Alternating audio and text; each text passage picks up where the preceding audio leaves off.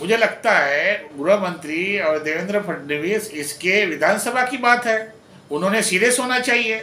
उन्हीं प्रशासन को उसने फ़ोन करना चाहिए वायरल होने के बाद। वहाँ के लोगों ने उनको डांटना चाहिए पुलिस प्रशासन को कि इस लड़के के साथ इस तरह से व्यवहार किया। वो लड़की घबरा। नमस्कार दोस्तों, मेरा नाम संजना रोशन मिश्रा है। मैं नागपुर कामठी की रहवासी हूँ। मैं पेशे से नर्स हूँ। होम केयर सर्विस प्रोवाइड करती हूँ, टेक केयर बोल के। साथ ही साथ मैं एमपीएससी यूपीएससी का प्रिपरेशन कर रही हूँ, सेल्फ स्टडी कर रही हूँ। और साथ ही साथ मैं एक नेटवर्क मार्केटिंग इंडस्ट्री से जुड़ी हूँ जिसका नाम है Asclepius wellness private limited. MCA and SO से सर्टिफाइड है, रजिस्टर्ड है।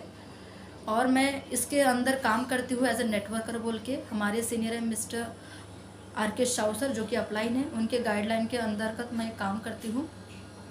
मेरा यही काम है, हम लोग घर घर जाते हैं, लोगों को फ्री ऑफ कॉस्ट हेल्थ के बारे में जानकारी देते हैं कि आपका खान पान ऐसा होना चाहिए और इसके ऊपर आपको तकलीफ है तो हमारे पास आयुर्वेदिक लैब टेस्टेड प्रोडक्ट है जो कि आप यूज़ करेंगे तो आपको बहुत अच्छा रिजल्ट मिलेगा। मेरी टीम है विपिन नायडू सर, जो कि सदर के रहवासी हैं। वो मेरे टीम है। मैं उनके साथ पिछले 2 महीने से काम कर रही थी। उनके माध्यम से मैं उनके जान पहचान के लोगों से मुलाकात करके उनको जानकारी देने का काम करती थी। ऐसी एक व्यक्ति से मेरी मुलाकात करवाई विपिन नायडू ने, जिनका नाम है सुरेंद्र पोलकोंडवार, सदर के रहवासी है। इनको हमने जानकारी दी थी एस्क्लेपियस वेलनेस की। पूरी जानकारी देने के बाद उन्होंने कहा कि हम आपको डिसीजन लेके 1-2 दिन में जानकारी के ऊपर प्रोडक्ट बुलाएंगे। तो उनका 8 दिन बाद मुझे कॉल आया था कि मैडम मुझे मेरे बच्चों की हाइट के लिए प्रोडक्ट चाहिए, आप लेकर आइए। मैंने उनसे कहा था कि सर आप पेमेंट ऑनलाइन कर दीजिए तभी माल लेकर आऊँगी। वो मुझे बोले कि नहीं, आप माल लेकर आइए, मैं आपको पेमेंट दूंगा। मैंने जब विपिन नायडू से बात की कि सर इनका क्या प्रोफाइल है, मैं अपन माल लेके चलते हैं या फिर पहले पेमेंट करेंगे, तो विपिन नायडू छाती ठोक कर बोले कि व्यक्ति बहुत अच्छा है, आपको पेमेंट मिल जाएगा, आप माल लेकर आइए, अपन उनके यहाँ चलते हैं। तो 4 तारीख को 4थे महीने में मैंने उनको हाइट बढ़ाने के लिए उनके बच्चों को प्रोडक्ट दिया था। प्रोडक्ट का अमाउंट गया था पूरा 13,677 रुपये। उसमें से उन्होंने मुझे 6,000 तुरंत ऑनलाइन कर दिया था। बाकी का बचा हुआ पेमेंट 7,000 के लिए मुझे उन्होंने बोला आप 2 महीने बाद आइए, 2 महीने बाद मिल जाएगा। तब मैंने विपिन सर से पूछा कि सर कैसा करें, तो वो मुझे बोले व्यक्ति बहुत अच्छा है, हनुमान का पुजारी है, पेमेंट कहीं नहीं जाएगा, आपको पेमेंट दे देंगे। 2 महीने बाद मैं उनकी तरफ पेमेंट के लिए गई तो वो मुझे बोले मैडम अभी पैसा नहीं है, आप बाद में आइए। फिर 8 दिन बाद गई तब भी मुझे पैसा नहीं दिया। मुझे तकरीबन 6-7 महीने से वो व्यक्ति पुजारी झुला रहा है कि आप आ जाओ, कल आओ, होली के बाद आओ, दिवाली के बाद आओ, करवा चौथ के बाद आओ, इस तरीके से मुझे झुला रहा है। फाइनली मैं 17 तारीख को उन्होंने मुझे कॉल करके बुलाया था। और मुझे जब मैं 17 तारीख को नाइट में 6 बजे गई तो उनको मैंने बोला कि सर आप मुझे मेरा पेमेंट कर दीजिए, बहुत समय हो गया, दिवाली मुँह के ऊपर है, मुझे ज़रूरत है, आप पेमेंट कर दीजिए। तो वो बोले डायरेक्ट, मतलब उन्होंने मुझसे बात की कि आपने मेरे बच्चों जैसे बहुत बदतमीजी से बात की है। बोले आपको तो पैर पड़ के माफ़ी मांगना चाहिए, बोले आप उस लायक भी नहीं हो। बोले मैंने बोली सर ऐसा मैंने क्या किया, मैंने पैसा ही तो मांगा है आपके बच्चे से व्हाट्सएप पे, और क्या बोला है, ज़्यादा से ज़्यादा बस इतना ही बोला है कि मुझे मेरा पेट्रोल का पैसा लगेगा जितने बार आपने मुझे घुमाया है। नहीं, बोले तुमको हम सबके बच्चों के पैर पड़ के माफ़ी मांगना चाहिए। बोले तुम पहले पैर पड़ो। बोले मैंने पैर भी पड़े इस लालच में कि मुझे मेरा 6-7 महीने का पैसा मिल जाएगा जो कि मुझे झुला रहा है। मैंने उनके मिसेस के पैर पड़े, उनके दोनों बच्चों के पैर पड़े। जब मैं उनके पैर पड़ने गई तो उन्होंने मुझे बहुत गलत शब्द यूज़ किया, मैं बताना चाहूँगी। उन्होंने मुझे बोला तुम जैसे नीच महार भेड़िया जाति वालों की क्या औकात है, बोले कि तुम हमारे घर पर आके हमसे पैसा मांगो। बोले आखिर बाबा साहब ने हमारे लिए किया ही क्या है। बोले ज़्यादा यहाँ पे फड़फड़ करी बोले तो मार के गाड़ दूंगा, बोले या फिर अंदर करवा दूंगा, बोले चल निकल, बोले यहाँ से। बोले इस तरीके से उन्होंने मुझे थप्पड़ मारा, मुझे गाली गलौज की, मेरा उन्होंने हाथ उठाया है। मैं तुरंत पुलिस चौकी गई कि सर मेरे साथ ऐसा ऐसा हुआ। 2 मेजर लोग मेरे साथ आए, उन्होंने बताया कि भाई आपने गलत किया, चलो पुलिस स्टेशन। तो वो मुझे बोले कि जो करना है कर ले, बोले जब कॉल आएगा तब मैं आऊँगा। तो मुझे वहाँ के 2 मेजर लोगों ने बोला कि आप पुलिस स्टेशन जाइए, इनकी कंप्लेंट लिखवाइए, हम इनको लेकर आते हैं। तब मैं तुरंत गई सदर पुलिस स्टेशन।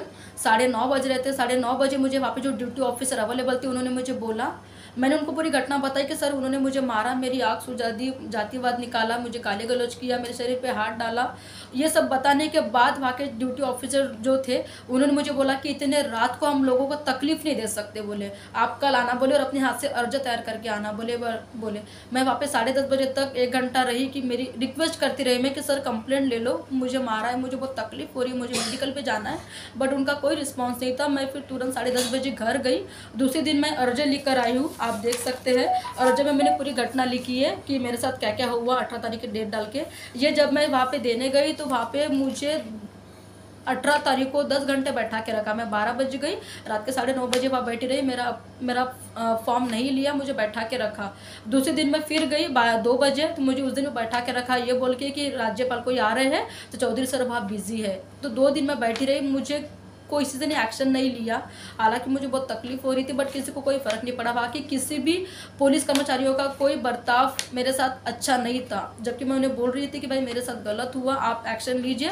बस उन्होंने मुझे बैठा के रखा। फाइनली मुझे ज्वाला धोटे मैडम से कांटेक्ट करना पड़ा, मुझे प्रदीप धोटे से कांटेक्ट करना पड़ा, मुझे विनय भांगे सर से कांटेक्ट करना पड़ा, मुझे हमारे गुरु बंती जी से कांटेक्ट करना पड़ा। उसको कांटेक्ट करने के बाद जब मुद्दा उठाया गया तब 20 तारीख को मेरे एफआईआर दर्ज किया गया और गुना दाखिल हुआ है।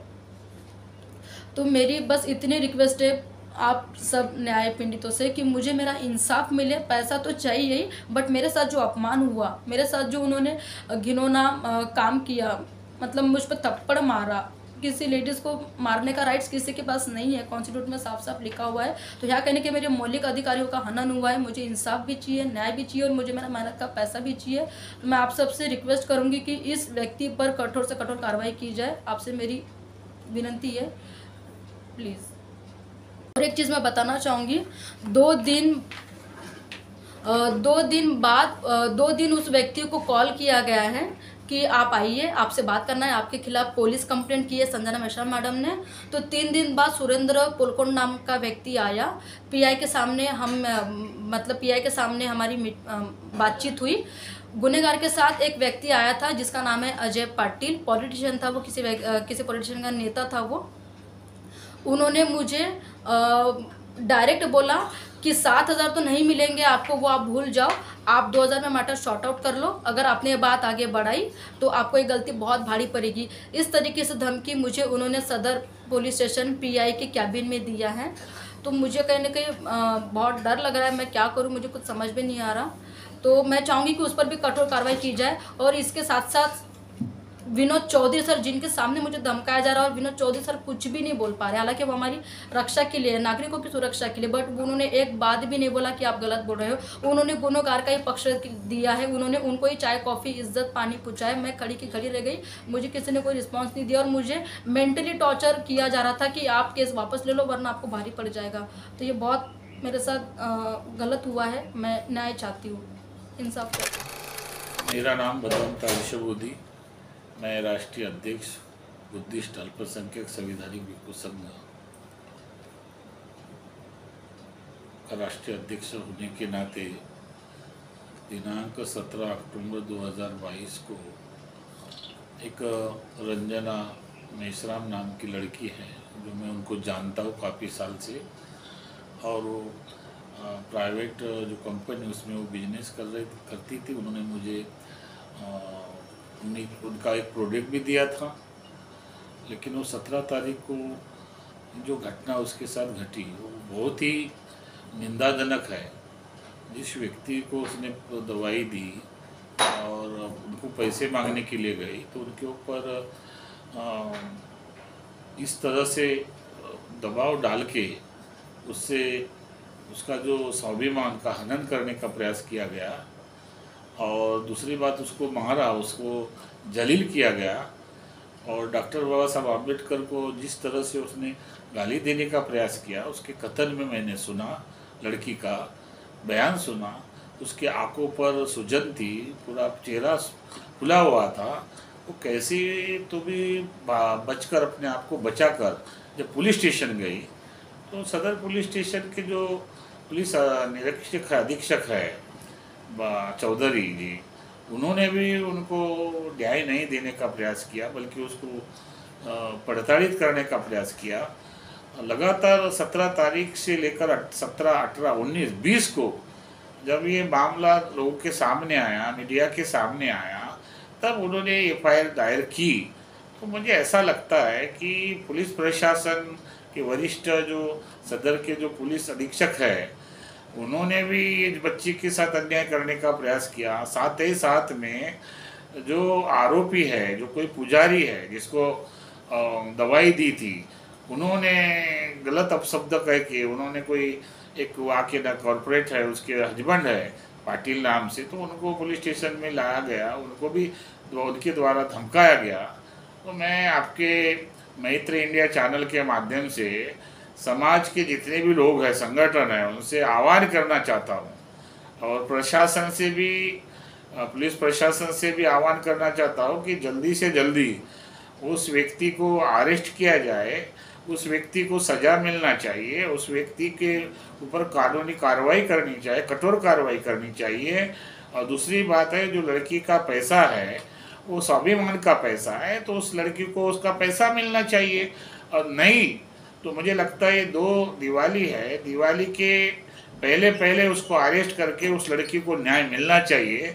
नहीं तो भिक्खू संघ के माध्यम से और सामाजिक संगठन के माध्यम से हम बहुत जल्दी ही उग्र आंदोलन करेंगे उसको लड़की के न्याय मिलने के लिए।